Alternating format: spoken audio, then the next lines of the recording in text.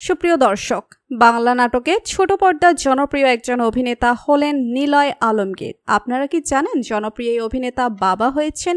কি সন্তানের বাবা হলেন নিলয়? ছেলে নাকি মেয়ে? নিলয়ের বাবা হওয়া কি একই বললেন জনপ্রিয় অভিনেত্রী জান্নাতুল সুমাইয়া হিমি? বিস্তারিত জানতে ভিডিওতে একটি লাইক দিয়ে শেষ পর্যন্ত দেখতে থাকুন।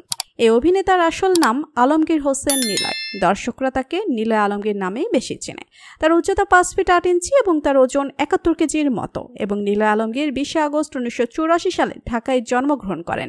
সেই হিসেবে 2025 সাল অনুযায়ী তার বর্তমান বয়স 40 বছর। তার বাবার নাম আওলাদ হোসেন ও মা আসমা হোসেন। নিলয়ের জাতীয়তা বাংলাদেশি এবং তার ধর্ম ইসলাম।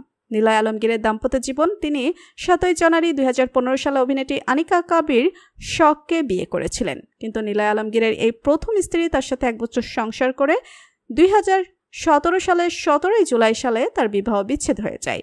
তারপর নিলয় আলমগীর 4 বছর সিঙ্গেল থাকার পর গোপনে প্রেম করে 7 জুলাই 2021 সালে তিনি তাসনুবা তাবাসসুম রিদিকে বিয়ে করেন এবং বর্তমানে তারা সুখেই সংসার করছেন। এরপর জানাবো নিলয় আলমগীর কিভাবে অভিনয় জগতে আত্মপ্রকাশ করলেন।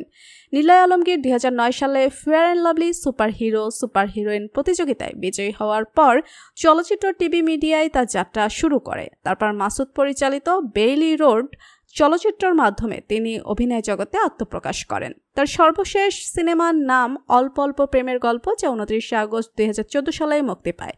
তারপর থেকেই তার অভিনয় জগতে পথ চলা। তারপর থেকে তিনি একের পর এক নাটকে অভিনয়ের মাধ্যমে দর্শকদের মনে জায়গা করে নিয়েছেন। সম্প্রতি একটি ইন্টারভিউতে বলেছেন তিনি খুব শীঘ্রই বাবা হতে চলেছেন। আপনারা সবাই আমাদের জন্য দোয়া করবেন।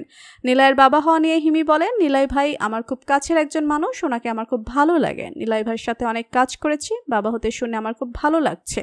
তো বন্ধুরা, নিলয় আলমগীর বাবা হতে চলেছে জানতে পেরে আপনাদের কেমন লাগছে লিখে জানিয়ে দিন কমেন্ট করে। পরবর্তী আপডেট সবার আগে পেতে সাবস্ক্রাইব করুন আমাদের চ্যানেলটি। ধন্যবাদ।